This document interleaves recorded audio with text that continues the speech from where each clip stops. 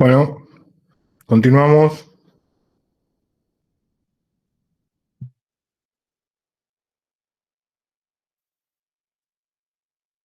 ¿Están por ahí? Sí, Sí, estamos profe, acá. sigamos. Bueno, entonces, habíamos dicho que del hipotálamo se iban a liberar estas hormonas liberadoras que iban a actuar sobre la adenohipófisis, haciendo que se liberen sus hormonas blancos y sus hormonas principales. Perdón. Eh, entonces, fundamentalmente, uno de los ejes que se va a presentar en esto es el eje entre el hipotálamo, la hipófisis y la glándula suprarrenal, ¿sí? En general hay varios ejes, ¿sí? Uno de los ejes es el eje hipotálamo, hipófiso, adrenal o hipotálamo, hipófiso, suprarrenal, que va a tener una importancia fundamental en todo lo que tenga que ver con la supervivencia, con la homeostasis, con la regulación del estrés, fundamentalmente, y con todo lo que tiene que ver con la defensa de infecciones, por ejemplo, o de traumatismos, etcétera, etcétera. Este eje hipotálamo hipófiso adrenal está formado por el hipotálamo, por la hipófisis y por la glándula suprarrenal, que es esta glándula que está acá arriba por encima del riñón. El hipotálamo va a liberar la hormona liberadora de corticotrofina o CRH. La CRH va a viajar por el sistema porta y va a actuar sobre las células de la hipófisis que van a liberar las células que se llaman adrenocorticotrofas o tropas y van a liberar adrenocorticotrofina. La adrenocorticotrofina es la hormona que va a hacer que la glándula suprarrenal libere cortisol. ¿Ok? Ese sería el eje, este eje hipotálamo hipófiso adrenal, y cualquier alteración que se produzca en cualquier punto del eje, ¿sí? Así sea en el hipotálamo, en la hipófisis o en las suprarrenales, van a tener patologías diversas, ¿sí? Se van a producir enfermedades a partir de fallos o de alteraciones que se produzcan en cualquiera de los puntos, así sea en el hipotálamo, en la hipófisis o en la misma suprarrenal, o en sus receptores de cada célula, que pueden traer enfermedades bastante diversas, síndromes bastante diversos, ¿sí? Ya el año que viene veremos algunos de esos síndromes y supongo que en Fisiopato del Adulto van a haber más también, porque son bastante importantes. Voy a volver después al cortisol. Ahora me voy a meter. Ah, bueno, y la placenta también produce hormona liberadora de corticotrofina. O sea que cuando la mujer está embarazada, la placenta induce la liberación de hora y esto induce el aumento del cortisol. ¿Por qué? Porque cuando yo estoy fabricando un ser nuevo, ¿sí? Tengo adentro de mi cuerpo un ser que está creciendo, ese ser necesita materiales para crecer, ¿sí? Necesita ladrillos para poder fabricarse, formarse. Y para que haya ladrillos y para que se pueda fabricar, yo necesito tener un exceso de energía. Y una de las acciones que tiene el cortisol es fundamentalmente aumentar la glucemia, ¿sí? Entre todas las cosas que hace el cortisol favorece que se produzca la lipólisis en los tejidos grasos, o sea que haya ácidos grasos libres disponibles, y haya cadenas carbonadas para formar glucosa, y estimula la gluconeogénesis, y también produce insulina, resistencia a la insulina. Entonces, todas estas cuestiones aumentan la cantidad de glucosa disponible en la mamá para que el bebé tenga disponibilidad de glucosa para poder crecer, para poder formarse, para poder desarrollar sus células. Así que esas serían las dos cosas. En cuanto a la hormona de crecimiento, bueno, es una hormona que tiene una acción que es sistémica. ¿Qué significa que es sistémica? ¿Qué significa que es sistémica? ¿Qué les parece a ustedes? Que tiene un sistema ya predeterminado para funcionar. Que tiene un sistema predeterminado para funcionar. ¿Alguna otra que se le ocurra que es sistémico? Que necesita de otras cosas para poder funcionar. Que se repite. ¿Alguien más? ¿Quién da más?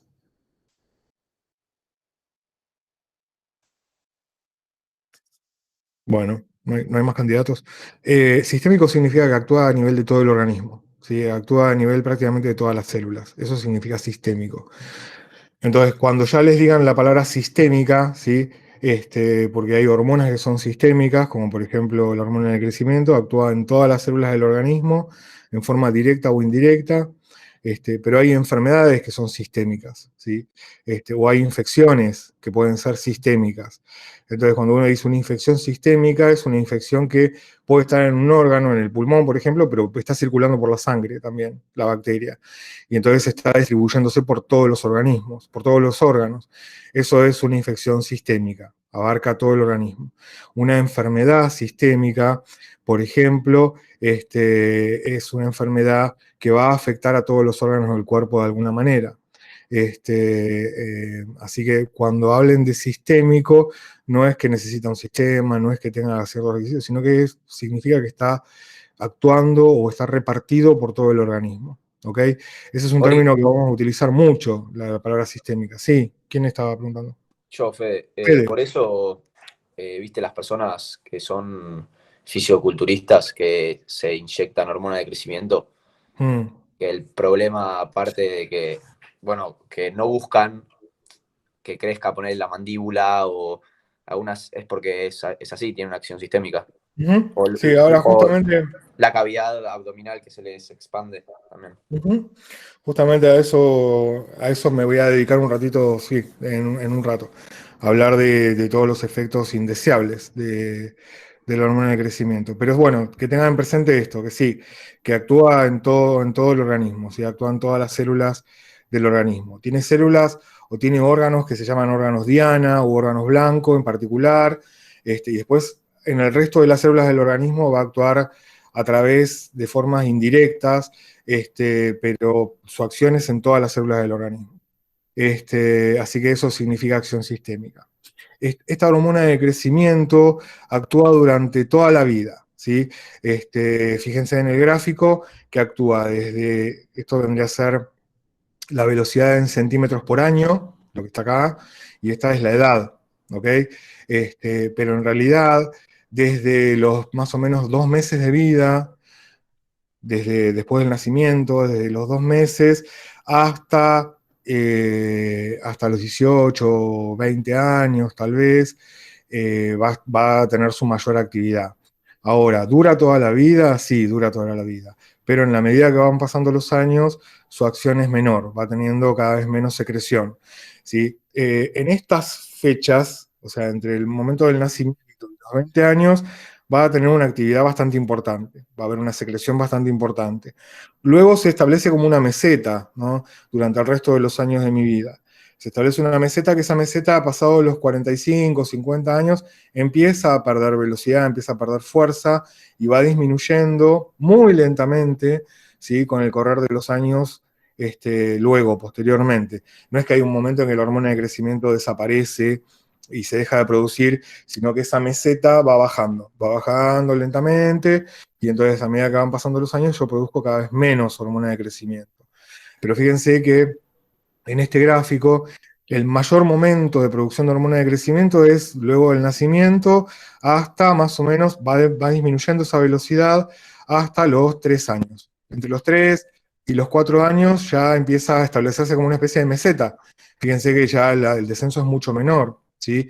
Acá, en el momento del nacimiento y el primer año de vida, produzco una barbaridad, un montón de hormona de crecimiento, y es el momento en el que el chico más crece, ¿sí? Ahora esa velocidad, a partir de ese momento, va siempre, siempre, siempre decreciendo. Cada año crezco menos, menos centímetros. Y finalmente, entre los 3 y los 10, 11 años, se establece una meseta en donde más o menos las cantidades de hormona son iguales. Ahora, cuando llego a la pubertad, ese es el momento en el que vuelvo a pegar un estirón, ¿sí? Vuelvo a crecer nuevamente bastante, igual no con la misma velocidad con la que crecía cuando era bebé, pero en la pubertad se va a producir también un pico, que es, primero se produce en las mujeres y después en los varones, y ese pico es el que va a permitir que yo crezca toda la altura que tengo hasta llegar a lo que se llama el carril genético, ¿no? El carril genético es, o el objetivo genético, es la talla que uno debería tener, más o menos teniendo en cuenta el promedio de la altura de tu papá y tu mamá. Más o menos, ¿ok? Esto no es científicamente estricto. Pero si tu mamá mide 1,60 m y tu papá 1,80 m, más o menos en promedio uno debería alcanzar 1,70 m, 1,75 m. Esto depende de muchos factores, porque uno tiene antepasados que pueden haber sido más altos, y entonces puede estar predominando esos genes de ese antepasado, y entonces uno medir 1,90 m, uno ser más alto que sus propios padres. Pero el objetivo genético vendría a ser una cosa así, vendría a ser el promedio entre las tallas de ambos padres. Igual de esto vamos a hablar en niño sano porque esto tiene un montón de cosas. Puede ser que la madre o el padre hayan sufrido desnutrición durante la infancia y nunca hayan alcanzado su objetivo genético. Entonces el objetivo genético de mi mamá era medir 1,70 y se quedó en 1,60. Entonces, si yo hago el promedio entre uno y otro, ya es un promedio que tiene valores que están errados.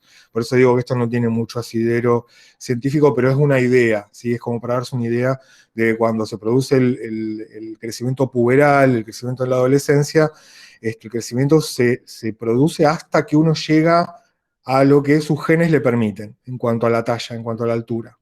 Y luego empieza a descender y se produce esa meseta que va a durar toda la vida.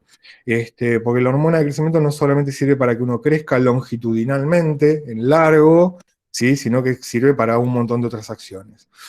Tiene una secreción que es pulsátil, ya ahora hablando en forma general, ¿no? Esta secreción pulsátil quiere decir que cada 2 horas se produce una liberación de una cierta cantidad de hormona de crecimiento, ¿sí? Y como les dije hace un ratito, esos picos se dan más durante el sueño, y sobre todo en la primera hora de sueño, ¿sí? Es el momento en el que más hormona de crecimiento se libera. Y esto va a ser importante porque, bueno, nada, la deprivación del sueño, el hecho de no dormir, o el hecho de tener un sueño que está entrecortado, inhibe la secreción de hormona de crecimiento, se altera el patrón de secreción de esa hormona. Va a estar estimulada por la hormona liberadora de hormona de crecimiento por parte del hipotálamo, que va a actuar a nivel de la adenohipófisis, haciendo que se libere hormona del crecimiento, ¿sí? Y el hipotálamo va a inhibir la liberación de hormona de crecimiento a través de lo que se llama la hormona inhibidora de hormona de crecimiento. La hormona de crecimiento se llama somatotrofina, somato es cuerpo, trofina o trofos es crecimiento, y la hormona inhibidora se llama somatostatina, ¿sí? Somato cuerpo, estatina generalmente, o estatos, es parada, es detención, ¿sí? Esto porque lo vamos a utilizar, va a haber muchos términos que van a ser trofina y estatina en el transcurso de la carrera, de toda la carrera. ¿Qué cosas van a hacer que se liberen más hormona de crecimiento? Bueno, una es el ejercicio, ¿sí?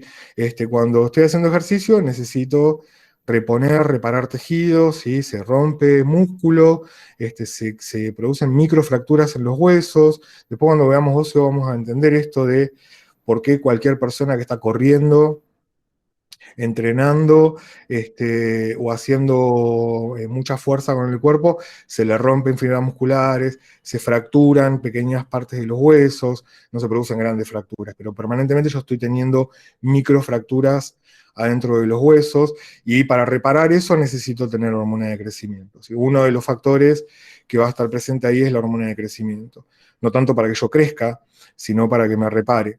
El ejercicio también hace que la liberación permanente, constante de hormona de crecimiento haga que me crezca, por ejemplo, el músculo, ¿sí? O que los huesos se pongan más fuertes. Eso tiene acción también gracias a la hormona de crecimiento. Se produce por eso. El estrés va a hacer que yo libere hormona de crecimiento, porque si yo estoy en una situación en la que tengo una infección, o tuve un politraumatismo, ¿sí? Me lastimé por muchos lados, o estoy en una situación de lucha o huida, lo más probable es que tenga que repararme. Y entonces para repararme voy a necesitar la hormona de crecimiento. El otro estímulo va a ser el sueño profundo, ¿ok? El hecho en el momento en el que se produce la fase más activa del sueño, que es cuando uno prácticamente no se mueve, cuando se produce la inhibición de toda la musculatura esquelética, y uno entra en lo que se llama el sueño de movimientos oculares rápidos, que vendría a ser la fase más profunda del sueño. En ese momento se produce la liberación de hormona de crecimiento. Durante el ayuno, ¿por qué? Porque durante el ayuno yo voy a necesitar que haya más disponibilidad de energía, ¿sí? En los tejidos, porque no estoy comiendo, no estoy ingresando alimentos, y entonces mientras que yo no ingreso alimentos necesito mantener una glucemia, y la hormona de crecimiento favorece, ¿sí? Ciertas actividades o ciertas acciones que van a tender a que yo tenga la glucemia un poco más alta de lo normal, ¿sí? Ori, Tiene acciones muy parecidas a las del cortisol en ese sentido. Sí, decime. ¿el ayuno no entraría dentro de un tipo de estrés metabólico en este caso? Sí, sí, totalmente. ¿Y por Pensemos qué el ayuno, se lo separa en este caso? ¿cómo? ¿Por qué se lo divide? O sea, no, Porque no me vos la acuerdo. palabra estrés la utilizás para un montón de cosas. El ejercicio también Este, te produce estrés. claro, por Por eso. eso, Sí. todo. Vos podés tener estrés por activación simpática porque estás teniendo una situación mala en el laburo. Podés tener estrés porque tenés una infección importante. Y entonces el estrés es la presión de la infección sobre tu cuerpo que lo está lesionando. Podés tener estrés porque tuviste una fractura importante o porque tuviste una herida importante en el cuerpo. Eso también es estrés. En el caso del ayuno, el ayuno es algo que es fisiológicamente natural en el cuerpo porque nosotros no estamos permanentemente comiendo, ¿ok? Tenemos muchas horas durante la noche en las que no comemos. Desayunar significa salir del ayuno nocturno. Así que nosotros tenemos horas en las que estamos en ayunas, ¿sí? Relativamente. Y imagínate esto que vos lo apliques a un animal, ¿ok? En el animal o en el cazador y recolector, la comida no es desayuno, almuerzo, merienda y cena, ¿sí? Sino que es Cuando se cuando hay, puede. cuando aparece, ¿ok? Cuando tengo suerte y la consigo. Y entonces, en ese contexto, el ayuno no es un estrés mientras que no tengas hipoglucemia, ¿sí? El ayuno se transforma en estrés cuando te baja la glucemia. Cuando te baja mucho el azúcar en la sangre, O sea, cuando te vas odio en utilizar el término azúcar en la sangre porque es de Doña Rosa, pero hoy lo voy a usar y perdónenme. Cuando te baja el azúcar mucho en la sangre, ¿sí? Empezás a marearte y se te acelera el corazón y transpirás, las tenés piernas. una reacción simpática, porque eso ya es estrés, ya está poniendo en peligro tu vida, la hipoglucemia. ¿Sí? Ahí ya estamos en una situación de estrés. Ahora, en una situación de ayuno normal, no es un estrés con todas las letras, en el sentido estricto que le estamos dando a la palabra estrés. ¿Qué decías, Fede? No, no, nada, no. Porque me estabas agregando cosas mientras que yo hablaba, pero decime, no hay problema, ¿eh? No, no, pero era más o menos lo que decías. Ok, no lo tomemos como cosa estricta. Si tenés un ayuno de más de 24 horas, obviamente vas a estar en una situación de estrés, ¿no? Porque vas a tener un montón de requerimientos que vas a tener que solventar y que por ahí no tenés con qué. Y entonces sí, puede haber una activación mayor del sistema simpático, de la liberación de cortisol, de la liberación de hormona de crecimiento, y ya se empieza a considerar estrés. Pero vos estás en ayuno todo el tiempo, todos los días de tu vida. Tenés unas horas en las que hay una ayuda.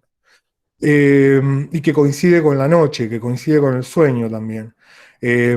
Bien, la otra cosa que hace que aumente la acción y la liberación de hormona de crecimiento van a ser, en el caso de las mujeres, los estrógenos y la progesterona, y en algún grado la testosterona en los varones. ¿Ok? Tanto las hormonas masculinas como las hormonas femeninas tienen un efecto sinérgico sobre la hormona de crecimiento. ¿Ok? Y esto va a dar diferencias en los resultados de, por ejemplo, si yo tengo un exceso de hormona de crecimiento antes de la pubertad, ¿sí? Antes de que aparezca el estrógeno y la progesterona o la testosterona, que antes de la pubertad yo no produzco esas hormonas, y yo tengo un exceso de hormona de crecimiento, la persona va a crecer, va a crecer, va a crecer, va a crecer, va a crecer a lo largo. ¿Sí? Eso se llama gigantismo. ¿Ok?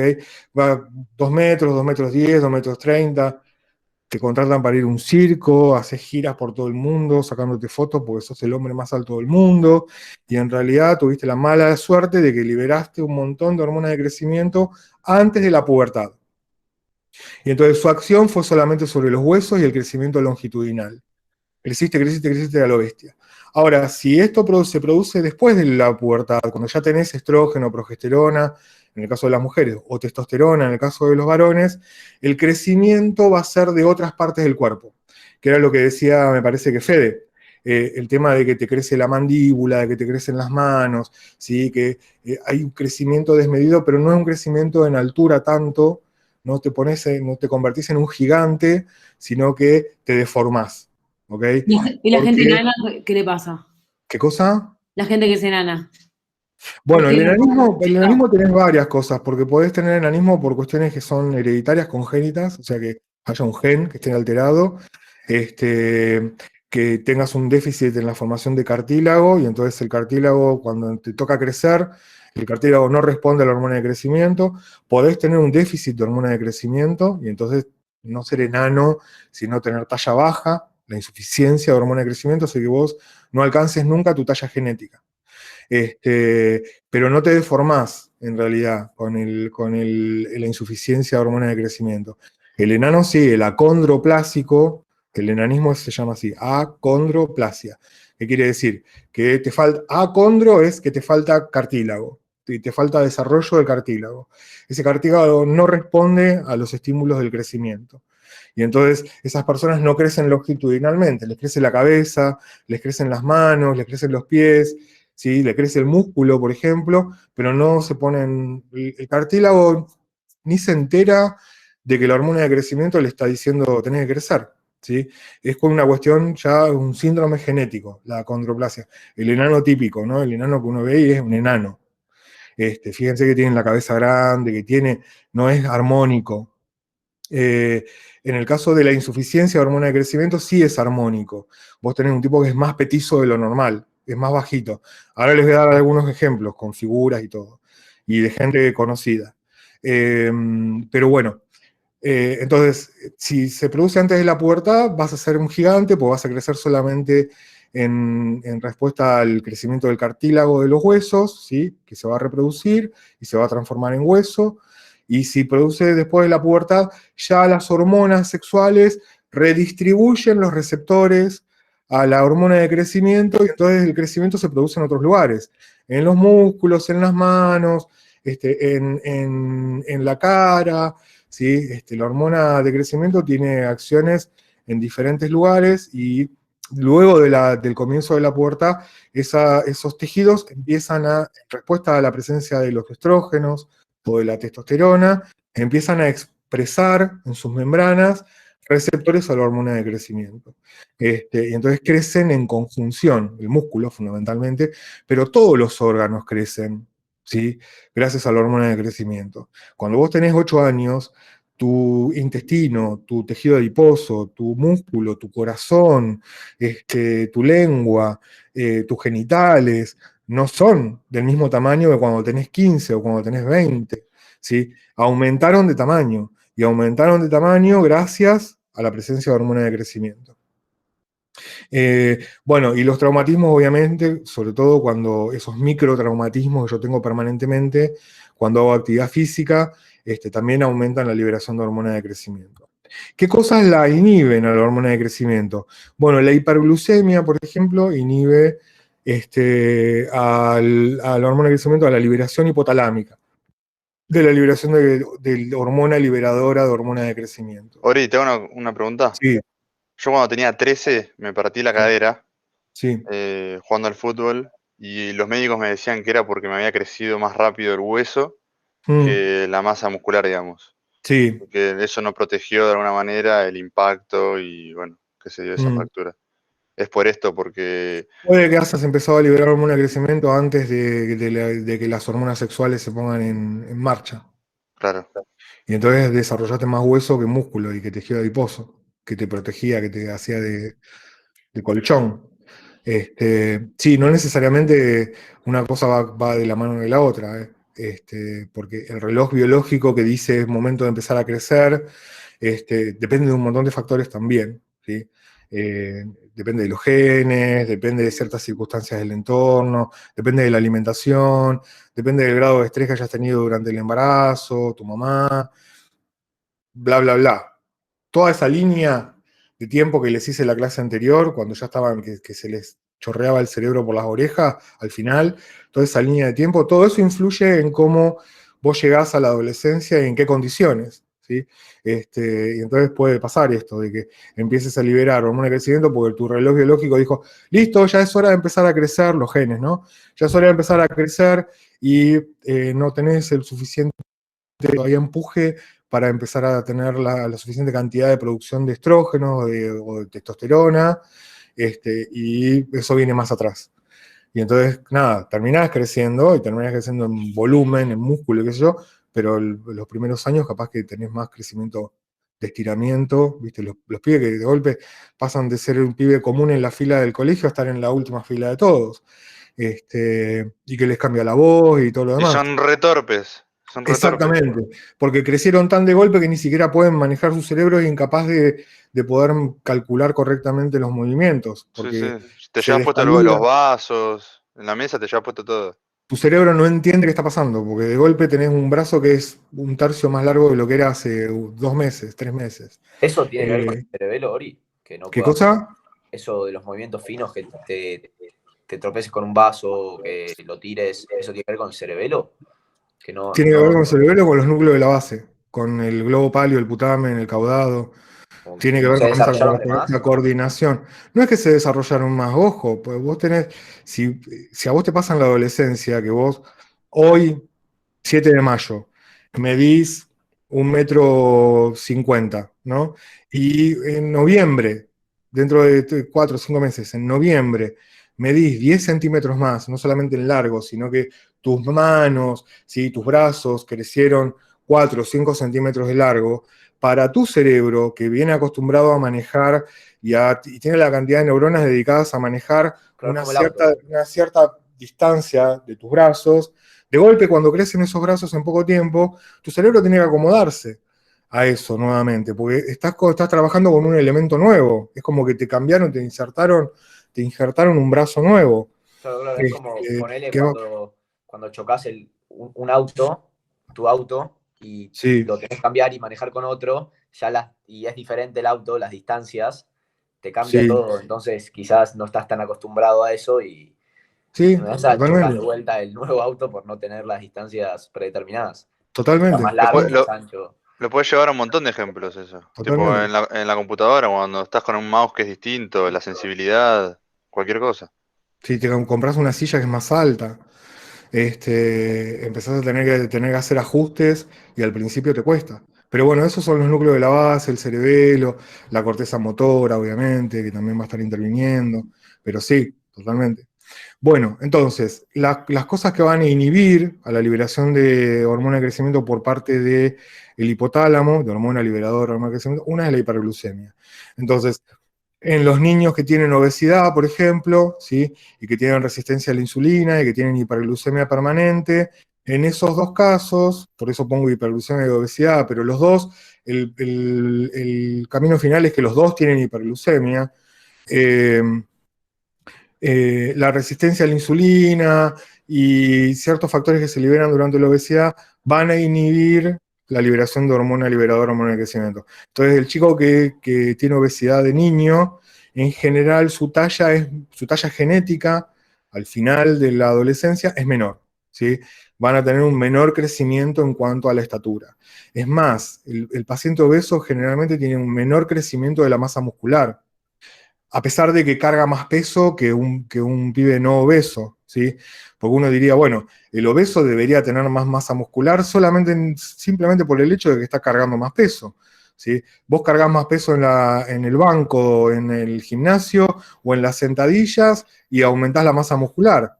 Y lo haces 3 veces por semana, o una vez por semana, o 1 hora por día, de forma ultra artificial. Este tipo que está las 24 horas de su día cargando un 20% más de peso que el que cargo yo todo el día, no aumenta su masa muscular, ¿ok? Bueno, porque tiene menos secreción de hormona de crecimiento. Que vos que estás haciendo, que tenés normo peso y que estás haciendo banco, sentadilla, corriendo, o Se da también hombreando por otros bolsas en el factores, puerto, o lo que fuere. ¿Qué? se da igual también por otros factores, ¿no? Además de... Sí, sí, sí, sí. Ya cuando lleguemos a obesidad también, o sea, una clase entera a qué cosas se producen durante la obesidad en el tejido adiposo que alteran un montón de factores en un montón del funcionamiento de un montón de órganos. Es súper complejo, súper, súper, súper complejo. Eso. Y tiene un montón de actores en el medio. Pero bueno, más que nada, como para que tengan una idea, la hiperglucemia en la infancia y la obesidad disminuye la secreción de hormona de crecimiento y en el adulto también. La otra cosa que hace que se libere menos hormona de crecimiento tiene que ver con la edad, ¿sí? Ese reloj biológico, cronológico que tengo en mi interior, que en un momento empieza a tener menos estímulo sobre la hipófisis en este caso y hay menos liberación de hormona de crecimiento y que coincide generalmente con el final de la edad reproductiva, ¿sí? Otra vez, lo que les digo siempre, nosotros tenemos que sobrevivir hasta el momento que nos reproducimos. A partir del momento que ya pudimos pasar nuestros genes, a nuestros genes no les importa que nos pase a nosotros, ¿sí? Es como que empezamos a ser desechables. Y entonces, cerca de los 50, 60 años, en nuestra especie empieza lo que es la decrepitud verdadera. ¿Sí? Empieza uno a generar menos hormonas, a tener menos actividad metabólica, las células empiezan a acumular más detritos, ¿sí? Se empiezan a producir los fenómenos metabólicos dentro de la célula, funcionan peor, y uno va envejeciendo y se va degradando hasta que se muere, ¿sí? Porque deja de ser útil para la única cosa para la que somos útiles, que es para pasar los genes a la siguiente generación. Entonces la hormona de crecimiento en un momento cerca de los 50, 60 años se deja de producir en grandes cantidades o la misma cantidad que se producía antes y se va produciendo lo que se llama la senectud, ¿sí? Que es el hecho de que los viejitos, fíjense que uno ve la foto del bisabuelo o del abuelo y era un tipo alto, parado, fornido, qué sé yo, y de golpe ahora el abuelo tiene 80 años y está chiquitito, encorvado, no tiene masa muscular, ¿sí? Parece como que está más petizo incluso. Eso es porque la hormona de crecimiento se fue descendiendo. Y nosotros artificialmente mantenemos la vida hasta muchas edades, pero en general en la naturaleza esto ya hubiésemos desaparecido hace rato para esas edades. Bien, ¿cuáles son los tejidos diana? Los tejidos diana principales van a ser el tejido adiposo, el músculo, el hígado y el hueso. El hueso principalmente, ¿sí? Y sobre todo en todo lo que tiene que ver con los primeros años de mi vida y sobre todo la pubertad también, en cuanto al crecimiento longitudinal, ¿sí? El crecimiento en lo largo. El tejido adiposo, porque el tejido adiposo va a responder a la hormona de crecimiento multiplicándose, aumentando su volumen, sobre todo en la adolescencia, y gracias a las hormonas sexuales se va a distribuir en diferentes lugares. ¿Okay? Si uno tiene testosterona, la grasa corporal se va a distribuir en ciertos lugares, en los hombros, en la espalda, más en el glúteo, en la zona de las nalgas, y si es mujer va a ser más en las mamas, en la cadera, ¿sí? La distribución de esa grasa corporal va a depender de qué hormonas estén dando vueltas, si son hormonas femeninas o hormonas masculinas las que van a redistribuir a ese tejido adiposo que está creciendo. Fari, Sí. ¿el tamaño de las mamas de una mujer adulta ya tiene relevancia con la cantidad de tejido adiposo que tuvo cuando estaba en periodo de crecimiento, en la adolescencia, digamos? ¿Vos decís el tejido adiposo previo? Claro, o sea, ¿Cuánto tejido adiposo tenías cuando empezaste? claro, cuando empezaste a crecer, digamos. No, no, no, no. ¿Por qué? No, No, no, depende, no. pregunto porque No, siempre, depende de factores genéticos, porque hay mujeres que tienen mamas muy grandes y hay mujeres que tienen mamas más pequeñas, y eso tiene que ver con cuestiones que son hereditarias muchas veces. Y vos, si ves a las antecesores de esas personas, en general, siempre como hay como una coincidencia en el tamaño de las mamas, no necesariamente con tu mamá, pero probablemente con tu abuela o con tu bisabuela, o en general siempre hay como una coincidencia en el tamaño de las mamas. Eso me parece que es un factor que es uno de los primordiales. Después, que vos tengas la cantidad de grasa al comienzo de la adolescencia y en el desarrollo de las mamas, eh, puede afectar, pero no creo que sea un factor principal. La verdad, o sea, estoy deduciendo más que respondiéndote algo porque lo haya estudiado o lo haya leído, ¿eh? Pero, porque, a ver, yo trabajé muchos años con anorexia y bulimia, y tenía pacientes que habían empezado su anorexia a los 25 años y habían tenido una vida, o a los 18, habían tenido una vida normal y con un peso normal y tenían mamas pequeñas, y que luego cuando recuperaron el peso las mamas no cambiaron de tamaño. Y tengo pacientes también de que con bulimia, por ejemplo, que las mamas se modificaban muchísimo de tamaño, ¿sí? En los momentos en los que la bulimia hacía que aumentaran mucho de peso. Pero ya tenían mamas de gran tamaño previamente a la bulimia. No sé, es una pregunta interesante, pero me parece que pasa más por lo genético que por la cantidad de grasa que tenías previamente. Pero te vuelvo a repetir, estoy suponiendo, ¿sí? Pregunté porque quizá tenía algún tipo de relación la estructura ósea, digamos, o el crecimiento de todo el organismo.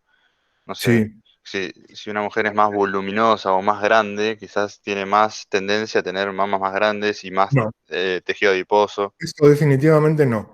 Ahí sí te puedo decir que no, porque no depende de la talla. Vos tenés mujeres con talla muy alta y con mamas muy pequeñas. Y tenés diferentes volúmenes corporales. Mujeres muy altas con un gran volumen corporal, mujeres muy altas con un pequeño volumen corporal, y el tamaño de las mamas no depende de la talla, no depende de eso. Eh, pero a tu pregunta inicial, que era si la cantidad de grasa previa influía en cómo se desarrollaban después, me parece que no, pero me parece que no.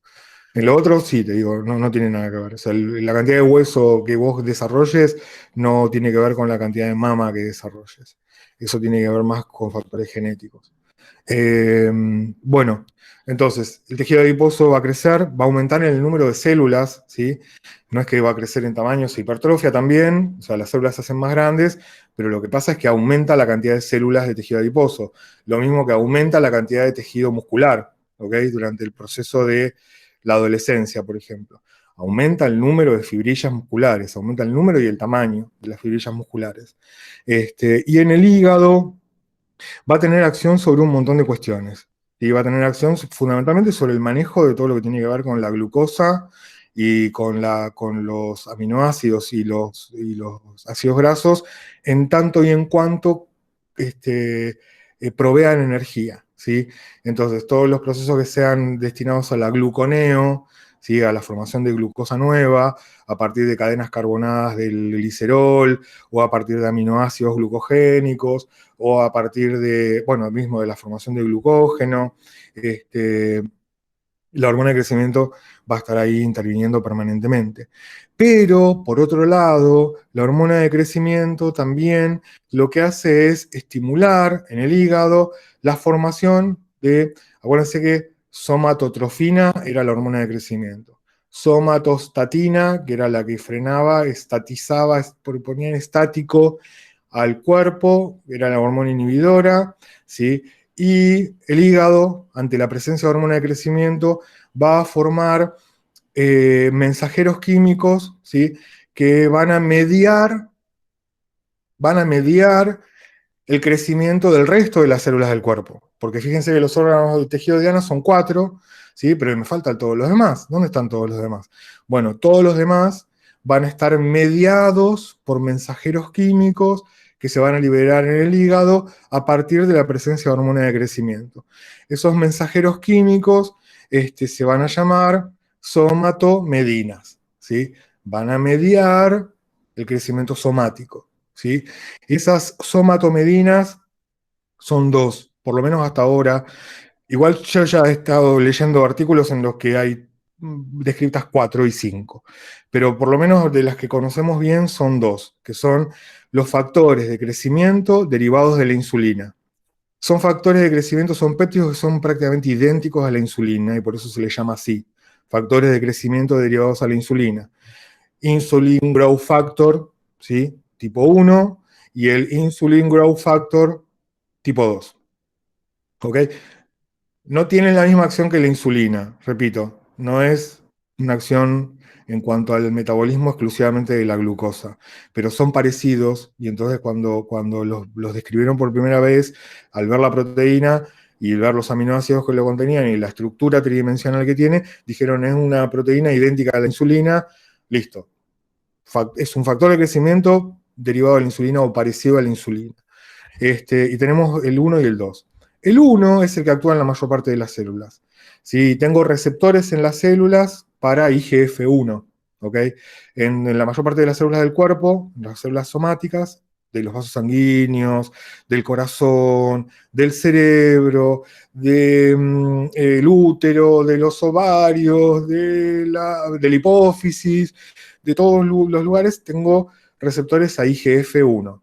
Entonces, cuando aparece la hormona de crecimiento, cuando está presente la hormona de crecimiento estimula el hígado para que produzca IGF-1 y ese IGF-1 va a actuar sobre las células del resto del cuerpo, estimulando las mismas acciones que hace la hormona de crecimiento en el hueso, en el músculo, en el tejido adiposo, pero lo va a hacer de forma indirecta. Después tengo otros receptores, otros factores derivados de la insulina parecidos, que son el IGF-2, que fundamentalmente es el responsable, es la hormona de crecimiento principal del feto, ¿sí? Y parte de la vida embrionaria y de toda la vida fetal. Por eso la curvita que vimos recién, la curvita esa de aparición de la hormona de crecimiento, no es una curvita que empieza directamente en el cero, porque generalmente hasta los 2 meses de vida, ¿sí? Después del nacimiento, todavía la hormona de crecimiento principal es el IGF-2. Que va a depender mucho de la glucemia de la madre y de la cantidad de insulina de la madre, porque la presencia de insulina en el cuerpo también estimula la liberación de IGF, fundamentalmente IGF-2. Entonces las madres que tienen mucha insulina o que tienen una hiperglucemia van a producir mucho IGF-2 y ese feto va a terminar siendo un feto enorme, se llama macrosomía fetal, y son chicos que pesan 5, 7, 8 kilos al nacer, una bestialidad, y son todo grande, no es que son gordos, son todo grande, hueso, músculo, tejido adiposo, órganos, todo enorme. Y es dado por esto, por este IGF-2 que está presente en el feto, que es el responsable del crecimiento del feto. Luego se hace cargo de la hormona del crecimiento. IGF-1, ¿qué hacía? Me perdí con eso. El IGF-1 es el factor de crecimiento del resto de las células que no sean las de los órganos blancos. ¿Sí? Los órganos blancos responden a la hormona de crecimiento. O sea, el tejido adiposo, el músculo, el hígado y el hueso responden directamente a la hormona de crecimiento. Ahora, el resto de los tejidos dependen de los IGF, de la somatopedina, que están producidas en el hígado ante la presencia de hormona de crecimiento. ¿Ok? Perfecto. Entonces el hígado produce IGF-1, ese IGF-1 es un señalizador, es un mensajero químico, como si fuese una hormona, que va a ir a todas las células del cuerpo, a los vasos sanguíneos, al útero, al corazón, a los ojos, a la lengua, a los labios, a todos lados, y va a ser su factor de crecimiento. Es como una hormona de crecimiento alternativa, que utilizan el resto de los tejidos para crecer. ¿Sí? Sí, bárbaro, profe.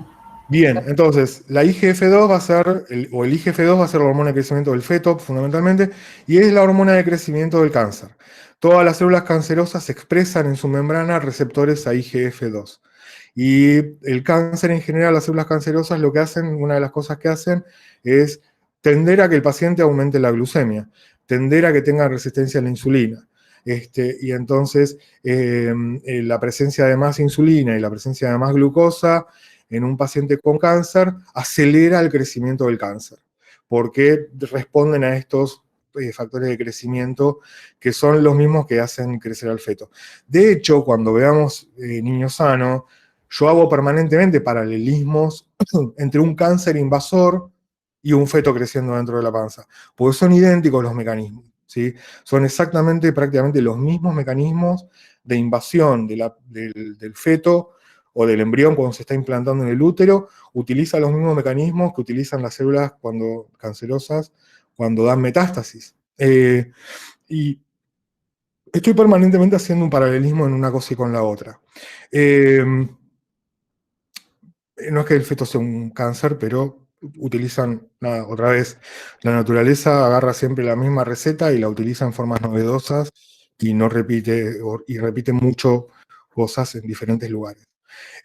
Bueno, ¿qué va a hacer la hormona de crecimiento? Por un lado va a estimular la mitosis. Aitor, ¿estás por ahí? Sí, señor. Justo No estoy- largues el coso, ¿eh? Ah, ¿no? No, porque fíjate que todavía Sí, no se tocaron los temas que se tienen que sí, tocar. entendí. Dale, Si no, van a tener una crisis de nervios. dale, ¿Ok? dale. Ok, entonces, la hormona de crecimiento estimula la mitosis, ¿sí? Lo que hace es hacer que las células se multipliquen más rápidamente y con más frecuencia. Y eso genera que un tejido, ¿sí?, que tiene 1.000.000 de células, ante la presencia de hormona de crecimiento, pase a tener 1,5 millones, 2 millones, 3 millones, 4 millones, 5 millones de células y vaya creciendo en tamaño, ¿sí?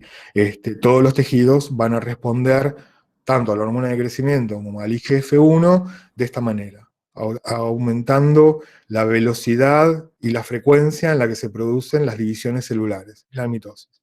La otra cosa que va a hacer, obviamente, para que yo pueda tener mitosis, ¿sí?, voy a tener que aumentar, acelerar la síntesis de proteínas. Si no tengo proteínas adentro de la célula, para fabricar microtúbulos, para fabricar cosas, no puedo dividirla a la célula, no puedo formar dos células si no tengo proteínas. Entonces, bueno, la síntesis proteica también va a estar aumentada, buscando justamente tener materiales para lo que es la arquitectura de la célula, ¿sí?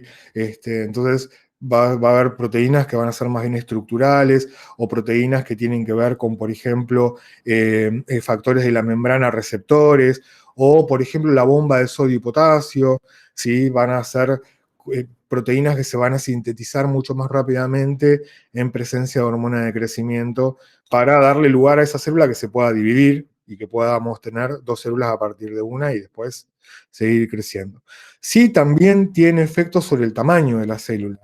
En general, en la mayor parte de los tejidos, no en todos, pero en buena parte de los tejidos, el tamaño de las células de un nene de 3 años es menor de las células de una persona de 18 o 20 años, ¿sí? El volumen de la célula es mayor en la persona adulta que en un niño pequeñito. También puede pasar que ante alteraciones en la hormona de crecimiento, ese tamaño celular se descontrole, el aumento de tamaño celular, y tengamos alteraciones como el gigantismo o la acromegalia o ese tipo de patologías. Pero en general lo que hace también, aparte de que la célula se divida más rápidamente y que en más cantidad, sino que esas células crezcan un poco más en tamaño. Siempre va a estar limitado eso de todas formas. Bueno, entonces al estimular la mitosis, la síntesis proteica y el aumento del tamaño celular, esto va a llevar a que los tejidos crezcan, ¿sí?, y que aumente la síntesis de cartílago en el hueso. El cartílago en el hueso, sobre todo en lo que es en el cuello de los huesos largos, en la metáfisis de los huesos largos, ahí hay cartílago que se llama cartílago de crecimiento, ¿sí? Ese cartílago se va multiplicando, las células cartilaginosas se van multiplicando y el cartílago va pum, pum, pum, cada vez más cartílago, más cartílago, más cartílago. Y las células que están más lejos de ese cartílago que está creciendo se van osificando, se van transformando en hueso. Entonces, ¿cómo fabrico yo nuevo hueso? ¿Por qué crezco a lo largo? Porque se van multiplicando capas de cartílago y a medida que me voy alejando de la metáfisis, estas células cartilaginosas se van transformando en células óseas y entonces voy teniendo cada vez más hueso que va creciendo a partir de esos cartílagos de crecimiento. Cuando llego a los 20, 21 años, esos cartílagos de crecimiento, por el reloj biológico que tienen las células, por sus genes, esos cartílagos de crecimiento dejan de funcionar. Y entonces dejo de crecer. Y a partir de ese momento, la hormona de crecimiento que esté circulando no me va a permitir seguir creciendo longitudinalmente, porque estos cartílagos de crecimiento se detuvieron, ¿sí?, ya no funcionan más, el hueso se termina de osificar completamente, se transforma en hueso, todo, y a partir de ese momento la hormona de crecimiento lo que va a hacer es que se mantenga el crecimiento de los tejidos cuando esos tejidos sufren alguna noxa, o sufren alguna lesión, o están bajo estrés, o están ante más requerimientos en cuanto a resistencia, en cuanto a el daño que reciben porque estoy haciendo actividad física, o porque estoy haciendo un ayuno, o por lo que fuere, ¿sí? Pero dejo de crecer, ya no hay más crecimiento longitudinal, porque hay un momento que los genes dicen, bueno, listo, pum, llegamos hasta acá, se acabó, y se terminó de crecer, no creces más. Ori, una pregunta. Dime. En las personas que tienen gigantismo, que ya se les nota desde cuando nacen, no hay nada que hacer, No se les nota cuando nacen, ¿eh? ¿no? ¿Por qué decís eso? Por lo que Se vos les decías antes, nota antes de la pubertad, empiezan a crecer muy rápidamente antes de la pubertad, pero no en no hay- crecimiento. y no hay nada que hacer para frenar eso. Si lo detectás a tiempo, sí, porque generalmente el gigantismo, el hecho de esa persona que antes de la pubertad empieza a crecer y no hay hormonas sexuales y solamente crece a lo largo, si vos ves que un chico se empieza a disparar en la talla cuando tiene 7, 8 años o más chiquitito, uno lo primero que hace es hacerle una tomografía de cerebro, porque la causa más frecuente de aumento de hormona de crecimiento en una persona es un tumor de la hipófisis, ¿sí? Un adenoma hipofisario. El adenoma puede ser de diferentes células. Entonces, una de las células que puede estar creciendo tumoralmente, generalmente son tumores benignos, pero vos tenés una multiplicación de células que se dedican a producir hormona de crecimiento y estás liberando hormona de crecimiento en grandes cantidades. Y entonces lo ves eso en una tomografía porque la hipófisis crece de tamaño. Y el adenoma de hipófisis muchas veces se opera o se dan drogas que inhiben, que son tóxicas para esas células, las matan, y bueno, nada, crecerá hasta donde crecerá, porque cuando vos operás un adenoma y lo sacás, en general lo que haces es que pierda la función, o que quede una función mucho menor a la que era principalmente. Podés afectar el crecimiento de esa persona, y esa persona puede tener después, el día de mañana, problemas en cuanto a el mantenimiento de su funcionamiento corporal, el mantenimiento de sus estructuras, porque no tiene hormona de crecimiento. Entonces, por eso existe la hormona de crecimiento sintética, o sea, existe la inyectable. ¿Sí? La hormona de crecimiento se puede dar inyectable, como reemplazo para cuando vos no fabricás suficiente hormona, y una de las causas es la cirugía. ¿Ok? Sí, sí, sí. Pero Y cuando la se, causa más común de cualquiera de esas cosas, de exceso de hormona de crecimiento, la causa más común de todas es el adenoma de hipófisis, que es bastante frecuente aparte. ¿Alguien preguntaba algo? cuando se produce esa lesión en el hueso, o sea, cuando está creciendo, esta hormona de crecimiento hace que se vayan poniendo como capitas sobre capitas en ¿qué sería? La epífisis. El, Metáfisis. La meta- epífisis es la parte del la- hueso de arriba, la las última, puntas, las claro. puntas, que son duras, que son hueso. La metáfisis es el cartílago que está en el medio, en el cuello del Claro, hueso. entre el cuerpo y la punta. Exacto. Ok, supongamos que se produce una lesión en cualquier hueso y se forma ese callo, ¿viste? Que se forma un callo que hace Sí, que te cures. No sé, sí, te partiste la muñeca y te estás curando. Hay un sí. exceso de hormona de crecimiento ahí para solucionar ese. Y bueno, se puede dar algún tipo de pastilla, suplementación o algo que ayude a esa. En general, si vos estás funcionando bien, no necesitas ningún suplemento de nada, porque ya de por sí cuando tenés la fractura se producen rotura de los vasos sanguíneos, ahí se produce un sangrado, se produce un gran coágulo que es parte del callo, del crecimiento, y ahí se liberan un montón de factores, porque se produce hipoxia, y se liberan un montón de factores de crecimiento que hacen que crezcan vasos sanguíneos nuevos y que aparezcan más receptores a la hormona de crecimiento. Por eso, ante las mismas cantidades o un poquito más altas de hormona de crecimiento cuando tenés una lesión, eso se produce porque están viajando sustancias del lugar lesionado, si esas citoquinas que les conté al principio, de las células que se rompieron, que pueden ser células vasculares, glóbulos rojos, plaquetas, células óseas, todas las que se rompen en ese lugar, liberan sustancias que llegan al hipotálamo y le avisan al hipotálamo que se rompió algo, y el hipotálamo aumenta la cantidad de hormona de crecimiento, no al nivel en el que vos te empiezas a crecer la mandíbula y otras partes del Claro, cuerpo, entiendo. sino a Fíjate, una pequeña cantidad, pero esas células, como están liberando eso, también aumentan su número de receptores a claro. IGF y a hormona de crecimiento. Porque ellas mismas están por acción parácrina y autócrina, de esto de la localidad, de la vecindad y de ellas mismas, esas mismas sustancias que están liberando cuando se rompen son las que estimulan que crezcan nuevos vasos sanguíneos para que traigan sangre a ese lugar que se está reparando, que las células se coman a las células muertas, que se fabrique nuevo hueso, ¿sí? Todo eso es un conjunto, ahora lo vamos a ver, que es un conjunto que tiene que ver con la forma en la que uno se repara. Por eso los boxeadores tienen las manos enormes, ¿viste? Porque están permanentemente rompiéndose los huesos adentro. O sea, las microfracturas en esas personas son de todos los días. ¿Sí? Lo mismo que el maratonista. El maratonista tiene microfracturas permanentemente. Sobre todo las personas que hacen mucho, ¿sí? Que corren mucho, largas distancias, tienen muchas microfracturas. Y tienen reparación permanente. Son personas que necesitan tener una dieta que sea más bien rica en calcio, porque aparte de eso después trae un montón de otros problemas. Bueno, no importa. En la pubertad pasa lo mismo que durante el embarazo, ¿sí? Mientras que yo estoy creciendo, necesito, y aparte que estoy creciendo mucho, necesito tener ladrillos para construir. Y necesito tener energía para poder pegar esos ladrillos. Entonces, la hormona de crecimiento durante la pubertad va a producir una resistencia a la insulina que es fisiológica, ¿sí? Va a alterar de alguna manera los receptores a la insulina y entonces los tejidos no van a captar tan fácilmente la insulina, la glucosa, y la glucosa va a estar más elevada en sangre, disponible para que esos tejidos crezcan, ¿ok? Entonces, yo puedo detectar en niños adolescentes que la glucemia está más alto de lo normal o está en el límite, ¿sí? De lo normal y no considerarlo diabético.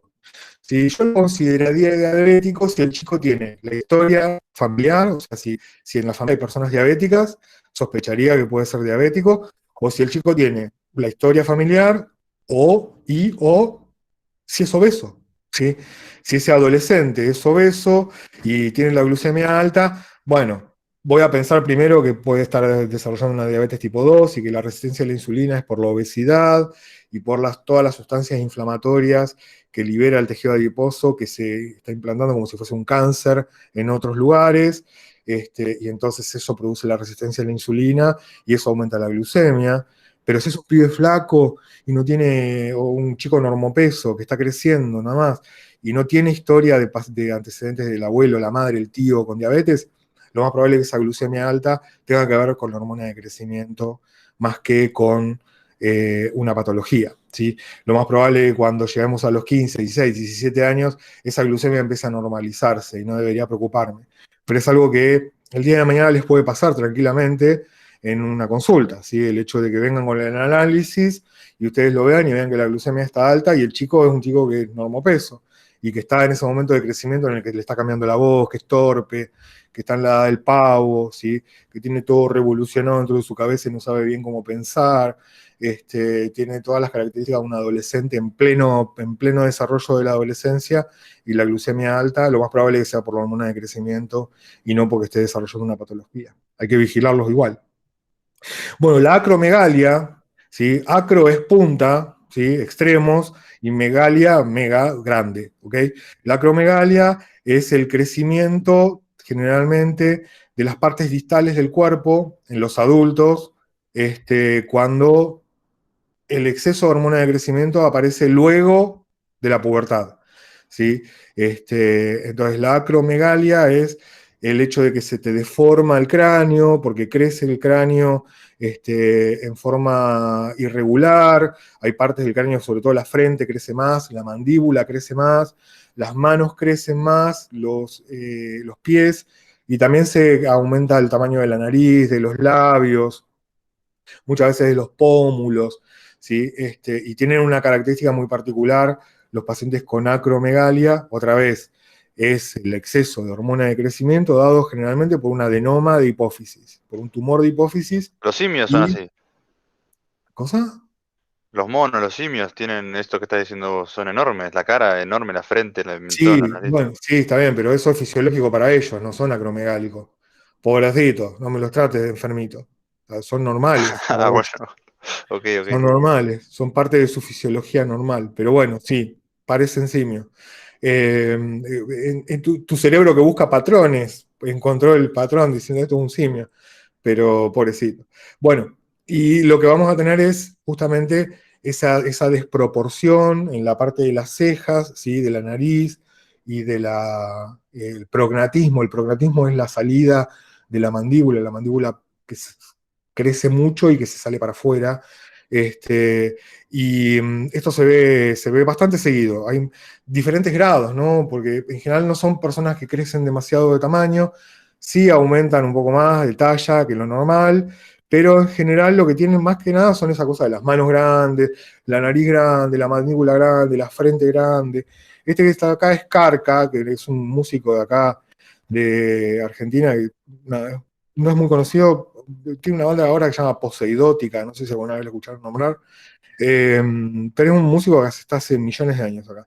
Y en general en el ambiente lo quieren mucho y lo conocen mucho porque produce bandas, es un tipo súper inteligente, toca un montón de instrumentos, o sea que no altera la psiquis, no es que vos tengas un paciente así, con la cara como el señor de arriba en blanco y negro y sea un señor bruto, ¿sí?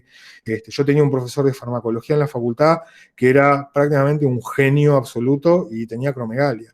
Era muy impresionante verlo, daba miedo. Aparte, se había dejado los pelos largos y la barba larga, y era un tipo que imponía, y era gigante, sus manos, todo, imponía muchísimo miedo, no respeto, miedo directamente. Y te tomaba examen y te tomaba examen y te partía siempre, y era un malvado, porque el tipo hacía el arquito con los dedos, hacía papelitos y te hacía una pregunta. Y si vos la contestabas bien, el tipo pateaba así y la metía, ¿no? Y decía, gol, muy bien, ahora te hago otra pregunta. Y si no, pateaba para afuera y te decía, no. Y se te reía en la cara, y la gente le tenía terror a ese tipo. Y era súper inteligente, era un genio de la farmacología. El otro día cuando Iñaki preguntaba lo de si a mí me interesa o sé tanto sobre las drogas, porque este guacho de miércoles nos preguntaba justamente sobre eso, había que saber sobre absolutamente todo el libro de farmacología, que es un libro así de grande, había que saberlo de punta a punta para poder aprobar. Y si te tocaba, lo más probable es que la desaprobaras. Bueno, este es Carca, y Carca se ha sacado una vez una foto con Messi, que Messi es el ejemplo extremo, el otro extremo, el de insuficiencia, ¿sí? Messi tuvo un problema de crecimiento durante la infancia, con insuficiencia de hormona de crecimiento, y para que pudiera jugar, hubo que hacer un tratamiento bastante largo, con hormona de crecimiento, con cirugías que lo que hacían era alargar el hueso, ¿sí? Fomentar el alargamiento del hueso para que él pudiera crecer en talla.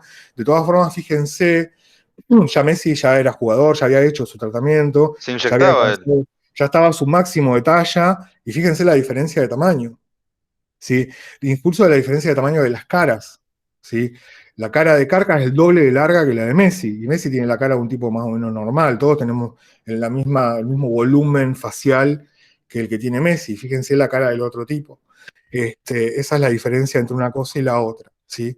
En una punta y la otra. Y la insuficiencia puede ser por muchos factores, pueden ser por cuestiones genéticas, pueden ser también por adenomas en otros lados de la hipófisis, que no afecten a la hormona de crecimiento, sino que afecten a otra hormona, y al crecer te comprime a las células del hormona que están produciendo hormona de crecimiento, entonces vos producís menos cantidad, o no tenés receptores, que puede ser también algo que es bastante frecuente. Así que acá tenemos justamente las dos puntas, ¿no? La insuficiencia por un lado, la falta de hormona de crecimiento y el exceso de hormona de crecimiento. ¿Qué decías, Nico? No, que Messi se inyectaba cuando era chico, todos los Se días. inyectaba hormona de crecimiento, sí, es un tratamiento muy largo, y aparte le ponían prolongadores, le clavaban clavos tornillos en los huesos, y un fierro afuera que lo iban prolongando, lo iban ajustando para que el hueso se le fuera estirando para que pudiera crecer. Le hicieron crecer 3, 4 centímetros, no mucho, pero le metieron hormona de crecimiento a lo tonto a ese chico. Creo que estoy pensando en Es un algo. tratamiento que éticamente no está aprobado, no, fue súper experimental lo que hicieron con él. Es el hombre nuclear, el hombre biónico. Y ¿Qué? salió bien, así Y todo. mirá cómo salió.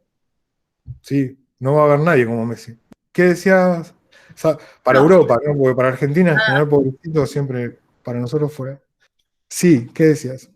no, nada, estaba pensando que el año pasado un compañero, Santiago, está ahí, Santiago, dijo que un amigo de él se inyectaba insulina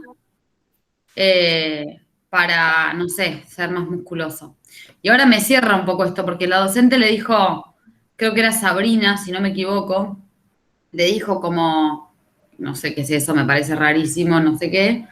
Y ahora digo, bueno, puede ser, porque si la insulina genera factores de crecimiento derivados, puede ser. Pasa que vos dijiste que actúan el IGF, IGF-1 actúa sobre tejidos no dianas y el músculo es un tejido diana. Entonces no sé si te agrandará el músculo.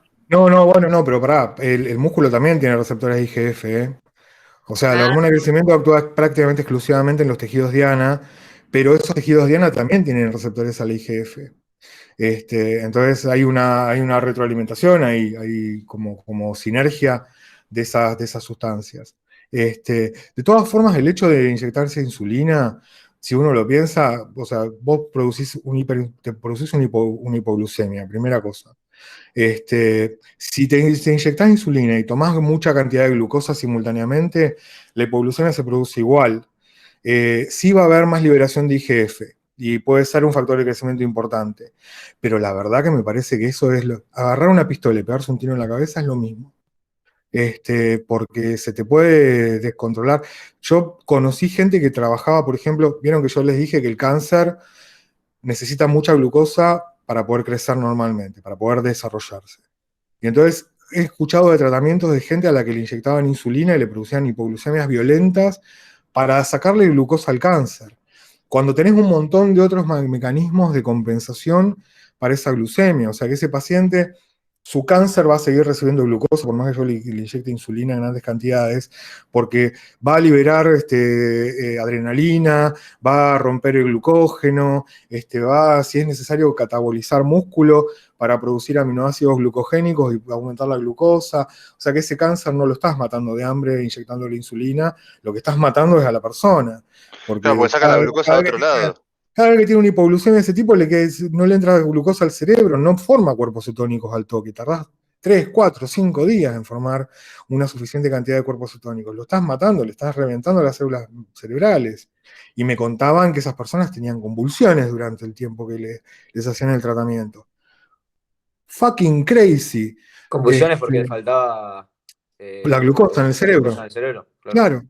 Entonces, digo, hay gente que hace tratamientos porque experimentalmente pueden llegar a funcionar de alguna manera, pero el costo, el precio que pagan en cuanto a salud y en cuanto nada, cuando tengan 40, 50 años que empiecen a olvidarse de las cosas o les empiecen a temblar las manos, o tengan déficit cognitivo, yo la verdad te la regalo. O sea, para tener más masa muscular, para verme yo mejor en el espejo, porque en general todo lo que tiene que ver con el bodybuilding no pasa por los demás, o no pasa porque vas a ganar plata, no pasa porque es una competencia deportiva, pasa porque vos que te ves y tenés un trastorno de la imagen corporal y necesitas verte y estás compulsivamente necesitando aumentar tu masa muscular para verte como Henry Cavill, ¿sí? Y ser Superman. Eso es una patología, ¿sí? Tiene un nombre que es, ¿cómo se llama, Aitor? Vigorexia. Vigorexia, como la anorexia y la bulimia, ¿sí? Es un trastorno de la conducta, destinado a la imagen corporal. Entonces, nada, me parece que es suicida. Son las 12:10, hagamos un recreo y 12:10 volvemos aquí. Dale. ¿Ok? Listo. Y ya estamos para mandar el formulario, me parece. Todavía no. ¿No? No. Ah.